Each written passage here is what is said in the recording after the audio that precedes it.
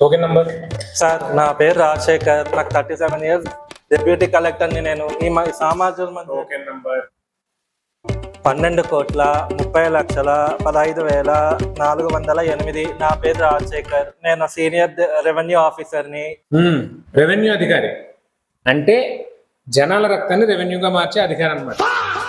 ఏంటయ్యా రాజశేఖర్, నీ దాంట్లో అన్ని పాపాలే ఉన్నాయి, ఒక పుణ్యం కూడా చేయలేదా? అన్ని సంతకాలే, ప్రతి సంతకానికి ఒక రేటే. సార్ అది రేటు కాదు, సర్వీస్ ఛార్జ్. అంటే ఫైల్ ముందుకెళ్ళాలంటే తైలం ఉండాలి కదా సార్. కొన్ని సంవత్సరాల క్రితం నీ ఆఫీస్కి ఒక ముసలాయన వచ్చాడు. ఆయన నిన్న 5,000 రూపాయలు లంచం అడిగాడు. అది ఆయన కట్టలేక ఆయన గుండెపోతుతో చచ్చిపోయాడు. సార్ అది నా ఒక్కడిది. ఇంకొకటి, ఒక రైతు ఆయన భూమి ఆయన తిరిగి ఇచ్చేమని నీ కాళ్ళ వేళ్ళ పడ్డాడు, తిరిగాడు, కానీ నువ్వు ఎప్పుడు ఆయనకు సాయం చేయదు. ఆపండి సార్, సామాన్య కన్నీళ్ళ గురించి చెప్పడం చాలా ఈజీ, కానీ ఈ కుర్చీలో కూర్చుంటే తెలుస్తుంది నా నొప్పి. ₹1 లంచం తీసుకోకపోయినా ఇక్కడ ఈ పనులన్నీ ఆగిపోతాయి. అలా చేసింది మా అధికారం.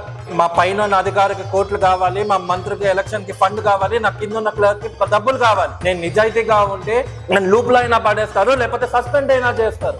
నా పిల్లల చదువులకి, నా భార్య ఆరోగ్యానికి నా నిజాయితీ డబ్బులు కట్టదు కదా సార్. ఆ ముసలాయన రైతు నా వల్ల చనిపోలేదు సార్, అన్యాయంగా ఉన్న వ్యవస్థ వల్ల చనిపోయింది. నేను లంచం తీసుకున్నాను అని నన్ను ప్రశ్నిస్తున్నారే, అలా లంచం తీసుకునేలా చేసిన ప్రభుత్వాన్ని ఎందుకు ప్రశ్నించట్లేదు సార్? నేను కేవలం సంతకం పెట్టే మెషిన్ ని మాత్రమే. నన్ను తప్పు పట్టే ముందు ఆ ప్రభుత్వాన్ని ప్రశ్నించాను సార్. సార్ అక్కడ నిజాయితీకి చోటు లేదు సార్, పర్సంటేజ్లకు మాత్రమే చోటు ఉంది. భలే సమర్థించుకున్నారు రాజశేఖర్ గారు. మీకు విషయం చెప్పనా?